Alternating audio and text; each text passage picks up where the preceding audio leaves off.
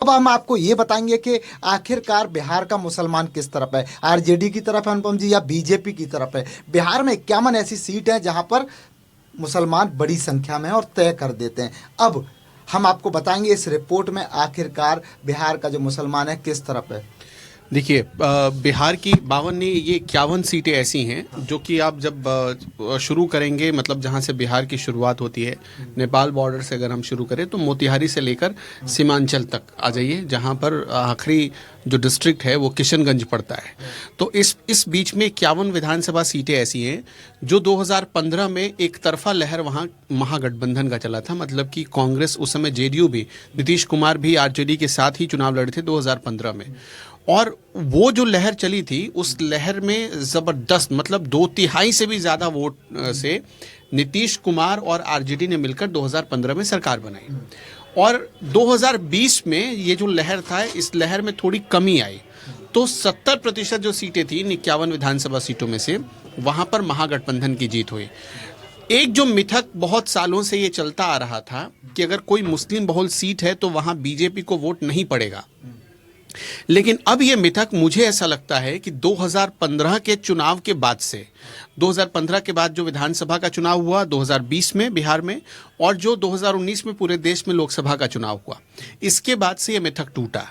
अब ये मिथक टूटा कैसे? मतलब जहां मुसलमानों की आबादी ज़्यादा है, वहां पर एक नया ट्रेंड ये देखा गया कि जितने हिंदू हैं वो एक तरफा गोलबंद होकर वोट करते हैं, और वो सारा वोट बीजेपी को जाता है या एनडीए गठबंधन को जाता है।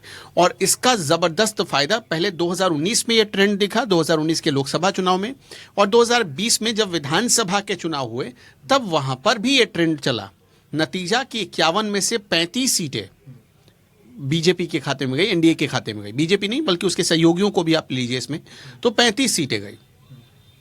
अब देखिए, जो मेरे पास आंकड़ा है, जैसे किशनगंज आप शुरू करिए, जहां हम बैठे हैं ये कटिहार का ज़िला है, आगे जाएंगे तो आप किशनगंज पड़ता है। किशनगंज हो गया, कटिहार हो गया, फिर बगल में पूर्णिया का ज़िला है, फिर अररिया का ज़िला है, फिर थोड़ा सा मिथिलांचल में चले गए तो दरभंगा, फिर आगे सारण की तरफ जब आप बढ़ेंगे, तिरहुत की तरफ बढ़ेंगे तो वहाँ पश्चिम चंपारण है, सीतामढ़ी है। तो यहाँ पर इस पूरे हिस्से में, जैसे आप तिरहुत में जब आप जाएंगे तो वहाँ पर 20% आबादी है, और जहाँ हम बैठे हैं सीमांचल का इलाका, यहाँ कुछ ऐसी विधानसभा सीटें हैं जहाँ मुसलमानों की आबादी उस विधानसभा, पर्टिकुलर उस विधानसभा सीट पर 68% तक पहुँच जाती है। तो ये बड़ा ऊपर नीचे आंकड़ा करता है। और ये जो 68% का जो पूरा वोट फैक्टर था मुसलमानों का, किसी ने कैश किया ये नहीं किया। 2020 में इस चीज़ का आकलन सबसे ज़्यादा अगर किसी ने किया था तो ओवैसी थे। ओवैसी आए और एक झटके में पहला उनका, मतलब बिहार चुनाव में उनका मैडन था, ये आए जैसे ही इस चुनाव में कूदे, अपनी 5 सीटें वो निकाल ले गए। सिर्फ इसी दम पर वो 5 सीटें ले गए कि उनके जितने उम्मीदवार थे वो मुस्लिम बहुल इलाकों से चुनाव लड़ रहे थे, और इसका उनको ज़बरदस्त फ़ायदा हुआ। अब देखिए वो कौन कौन से थे। पूर्णिया में एक सीट आई, अमौर की सीट, वो वहाँ से अख्तरुल ईमान जीते। अख्तरुल ईमान तो AIMIM में ही रह गए, बाकी सारे लोग छोड़कर चले गए। जैसे बायसी से सैयद रकनुद्दीन अहमद जीते थे, जो कि हाट अररिया में पड़ता है। शाहनवाज आलम जीते थे। कोचा धामन बगल में किशनगंज है, वहाँ पड़ता है, वहाँ से मोहम्मद इजहार असफ़ी जीते थे। बहादुरगंज किशनगंज में, मतलब किशनगंज में 2 सीटें मिली थी, किशनगंज में मोहम्मद अंजार नईमी जीते थे। तो 5 सीटें ले गए, और बाद में हुआ ये कि 5 में से 4 आरजेडी तोड़कर ले गई, जिससे ओवैसी बाद में बहुत खफा दिखे थे। ओवैसी ने कहा कि हमारी पार्टी तोड़ दी। अब चूंकि 5 में से 4 चले गए, 2/3 से ज़्यादा चले गए, तो वहाँ पर जो पार्टी डिफंक्शन रूल था वो लागू हुआ नहीं। नतीजा कि उनकी सदस्यता भी नहीं गई, वो रह गए। और हालांकि जिस वजह से आरजेडी ले गई थी उनको, तेजस्वी यादव ले गए थे कि हमारी सरकार बन सकती है, बाद में जेडीयू के कुछ लोग टूट जाए, तो वैसा हुआ नहीं। और वो वजह तेजस्वी की, मतलब मंसूबे पर पानी फिर गया था वो। तो ये जो 51 सीटें मैं आपको बता रहा हूँ, जैसे आप तिरहुत से शुरू करेंगे और सीमांचल तक आएंगे, तो ये सारी सीटें कम से कम यही बता रही हैं कि अब ये जो ट्रेंड है, ये ट्रेंड जो चल रहा है 2019 के बाद से, कि मुसलमानों की आबादी वाली सीट पर सिर्फ मुसलमान कैंडिडेट ही जीतेगा, या वो पार्टी जीत जाएगी जो कि बीजेपी के खिलाफ उतरी हो, ऐसा नहीं है। ऐसा इसलिए मैं कह रहा हूं कि एक तो क्या ओवैसी की एंट्री हो गई, ओवैसी इस बार भी है, ओवैसी की एंट्री हो गई है। दूसरे में कि कांग्रेस और आरजेडी दोनों साथ मिलकर लड़ रहे हैं, वीआईपी भी साथ मिलकर लड़ रही है, लेकिन उनसे कई ऐसे कैंडिडेट हैं उनकी जैसे आप मान लीजिए किसी सीट पर, जहां हम कटिहार बैठे हैं, इस सीट पर हमेशा आरजेडी चुनाव लड़ती रही है। यहाँ से आरजेडी के एक नेता होते थे, अभी भी वो चुनाव लड़ रहे हैं, निर्दलीय रामप्रकाश महतो, वो चुनाव लड़ रहे थे, वो मंत्री भी रहे बिहार सरकार में, लालू यादव की सरकार में मंत्री भी रहे। उसके बाद भी वो यहाँ से चुनाव जीते, मतलब मंत्री रहने के कार्यकाल के बाद भी एक बार चुनाव जीत चुके हैं। लेकिन इस बार उनको आरजेडी ने टिकट नहीं दिया और जो सीट आरजेडी लड़ती थी वो सीट वीआईपी को चली गई, और वीआईपी से वो कैंडिडेट लड़ रहा है जिसके पिता खुद बीजेपी में है, उसको वीआईपी से टिकट मिला है। तो ये एक उदाहरण बता रहा हूं। तो यहां पर रामप्रकाश महतो बागी हो गए। इसी तरह पूर्णिया में भी हुआ है, इसी तरह अररिया में भी हुआ है, किशनगंज में भी इसी तरह लोगों ने बगावत की है। तो इसका नुकसान, मैंने आपको कहा कि क्यों नहीं जा रहा है, बीजेपी को क्यों नुकसान नहीं हो पा रहा, इसी वजह से, क्योंकि मुस्लिम वोट बैंक तो बढ़ जा रहा है, लेकिन हिंदू वोट बैंक एक तरफा बीजेपी की तरफ जा रहा है। अनुपम जी, पिछली बार ओवैसी भाईजान बिहार में एंट्री करते हैं और अच्छी खासी ओवैसी जैसी ये पार्टी 5 सीट जीत रही, बड़ी बात है बिहार में। क्या लग रहा है वो पैमाना जो 5 सीट का था वो बढ़ जाएगा या फिर ओवैसी का इस समय स्थिति बिगड़ जाएगा? देखिए, ओवैसी को इग्नोर करने की कोशिश 2020 में भी लोगों ने की। लोगों को ऐसा लगा कि ओवैसी के आने से कुछ भी नहीं होगा, क्या कर लेंगे ओवैसी, कोई नई पार्टी आई है वो क्या ही कर लेंगे। लेकिन यहाँ पर मतलब ऐसा आप कह लीजिए कि उनका एक कैलकुलेशन में कुछ प्रॉब्लम आ गई। जो राजनीतिक जानकार बैठे थे, पंडित बैठे थे, वो सही कैलकुलेट नहीं कर पाए। ओवैसी का जो क्रेज है वो मुसलमानों के बीच जबरदस्त है। इस चुनाव में भी वो दिख रहा है। मुसलमानों, इस चुनाव में ओवैसी ने एक और कोशिश की थी। उन्होंने कोशिश ये की थी कि महागठबंधन से हमारा तालमेल हो जाए, सीट बंटवारा हो जाए, महागठबंधन ही हमें कुछ सीटें दे दे। आरजेडी से बातचीत भी शुरू हुई, बातचीत पहले अच्छे नोट पर हुई, लेकिन बाद में चीजें जब बिगड़ गई तो ओवैसी ने बिना अपना टाइम व्यर्थ किए सीधा ये फैसला किया कि वो चुनाव लड़ेंगे। आपने एक चीज नोटिस की होगी, ओवैसी ने उत्तर प्रदेश में एंट्री नहीं की थी 2022 में, लेकिन ओवैसी हमेशा बिहार में एंट्री करते हैं। ओवैसी आप देखिएगा अगले साल पश्चिम बंगाल का एक बड़ा चुनाव है, वहां भी एंट्री करेंगे। और ओवैसी का जो जो ट्रेंड रहा है वो यही बताता है कि ओवैसी जहां जाते हैं वहां बीजेपी को फायदा होना तय होता है। बोला भी जाता है कि बीजेपी को फायदा पहुंचाने के लिए वोट कटवा, इसी वजह से उन पे आरोप लगता रहा है कि वो बीजेपी की बी टीम की तरह काम करते हैं।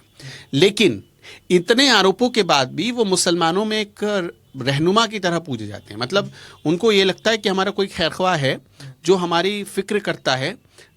3 तलाक का मुद्दा आता है तो संसद में जोरदार भाषण देता है, आधी आधी रात को बोलता है, बैठकर सारे प्रोसीडिंग में वो मौजूद रहता है, हमारी बात सुनता है, मजबूती से उठाता है, मुसलमानों के हक की बात करता है। वक्फ बोर्ड पर बिल आता है, संशोधन करने का कानून बन रहा होता है देश में, घूम घूम कर ओवैसी लोगों को जागरूक करते हैं कि इस बिल के खिलाफ वोट करो। तो उनको लगता है कि हमारा कोई खैरख्वाह है जो हमारे बारे में विचार करता है, सोचता है। इसलिए बीजेपी की बी टीम होने के तमाम आरोपों के बावजूद मुसलमान ओवैसी को बहुत पसंद करते हैं। वो आंकड़ा 5 से ऊपर बढ़ेगा या नहीं बढ़ पाएगा? ग्राउंड पर रह पा रहे हैं आप, लोगों से बातचीत की है, बलरामपुर आप गए थे, ये हो सकता है कि वो आंकड़ा 5 से नीचे भी आए। ये भी हो सकता है कि वो आंकड़ा 5 तक ही रह जाए। लेकिन कोई बहुत बड़ा करिश्मा 2020 की तरह हो जाएगा, ऐसा स्थिति अभी ऐसी नजर नहीं आ रही है। तो ओवैसी के लिए हाँ, ये हो सकता है कि ओवैसी की वजह से कुछ ऐसी मुस्लिम बहुल सीटें हैं जहां पर फायदा एनडीए ले जाए, ये हो सकता है। लेकिन क्योंकि मैंने आपको बताया इस बार प्रशांत किशोर की एंट्री हो गई है। प्रशांत किशोर ने कोशिश ये की है कि मुस्लिम बहुल इलाकों में हम मुसलमान चेहरे को ही उतारें। ऐसा हुआ है, किशनगंज में देख लीजिए, कटिहार में भी आप देख लीजिए, मुस्लिम बहुल इलाका है, यहाँ भी मुसलमान कैंडिडेट को उतारा है।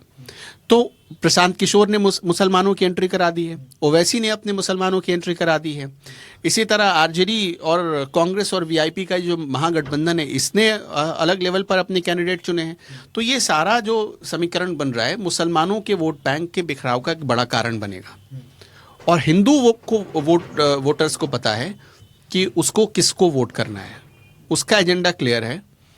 इसलिए हिंदू वोट बटेगा इसकी संभावना कम, मुसलमान वोट बटेगा इसकी संभावना ज़्यादा है। तो इस हिसाब से देखें तो ओवैसी का भी समीकरण बिगड़ सकता है या हो सकता है कि बन भी जाए थोड़ा बहुत, लेकिन ऐसा कुछ चमत्कार हो जाएगा 2020 की तरह, ऐसी संभावना बहुत कम नजर आ रही है। हाँ, अख्तरुल ईमान जो हैं वो अपनी सीट पर बड़े स्ट्रांग नजर आ रहे हैं। अच्छा अनुपम जी, देखिए वक्फ बोर्ड जब पास हुआ उसके बाद बड़े बड़े प्रदर्शन बिहार में देखे गए। आरजेडी ने तमाम रैली की, राहुल गांधी ने तमाम रैली की, बड़े मंच से वहाँ पर भीड़ को देखा जा सकता, तो लाखों मुसलमानों की भीड़ वहाँ समर्थन करने पहुंची थी। अब उसके बाद पहली बार बिहार का चुनाव हो रहा है। क्या ऐसा लग रहा है कि वास्तविक जो लगातार बीजेपी से मुसलमान जुड़ रहा था, पिछले सालों में बीजेपी के साथ आया, क्या लग रहा है ये बिल पास होने के बाद बिहार का जो मुसलमान है कहीं ना कहीं बीजेपी से दूर खड़ा पाएगा? देखिए, अभी जो मुझे याद है अच्छे से, अररिया में भाषण दे रहे थे तेजस्वी यादव। उन्होंने सबसे पहले क्या, और उस पर बड़ी ताली भी बजी थी, और उसके बाद किशनगंज में भी भाषण दिया तो वहाँ भी ताली बजी। तेजस्वी यादव ने इसका इशू बनाया कि आने दीजिए हमको सत्ता में, बिहार में सत्ता में आए ना तो बिहार में वक्फ बोर्ड कानून, संशोधन कानून लागू नहीं होने देंगे, फाड़ कर फेंक देंगे बिल। और उनके उस बयान पर जबरदस्त ताली बजी दोनों जगहों पर, किशनगंज में भी, अररिया में भी। तो इससे एक संकेत ये भी मिला कि मतलब तेजस्वी यादव ने इसको नैरेटिव बनाने की कोशिश बिहार चुनाव में की है, और इसका उनको एक फायदा मिल सकता है। लेकिन दूसरी तरफ मुसलमान भी तो अपना कैलकुलेशन लगा रहा होगा कि भाई वक्फ बिल का विरोध तो वैसे भी कर रहे हैं, वक्फ संशोधन कानून नहीं आना चाहिए तो वैसे भी कह रहे हैं, प्रशांत किशोर भी कह रहे हैं। तो इस हिसाब से अगर आप देखा जाए तो हमारा रहनुमा कौन हो सकता है, उस पर तो विचार करेगा ही। हाँ, देखिए, मुसलमानों में एक मैसेज जो मैं देख रहा हूँ इस चुनाव में जा रहा है, वो मैसेज क्या है कि उसका ऐसा मानना है कि हम उसी को वोट देंगे जो उस सीट पर बीजेपी के उम्मीदवार या एनडीए के उम्मीदवार को हराने की स्थिति में होगा।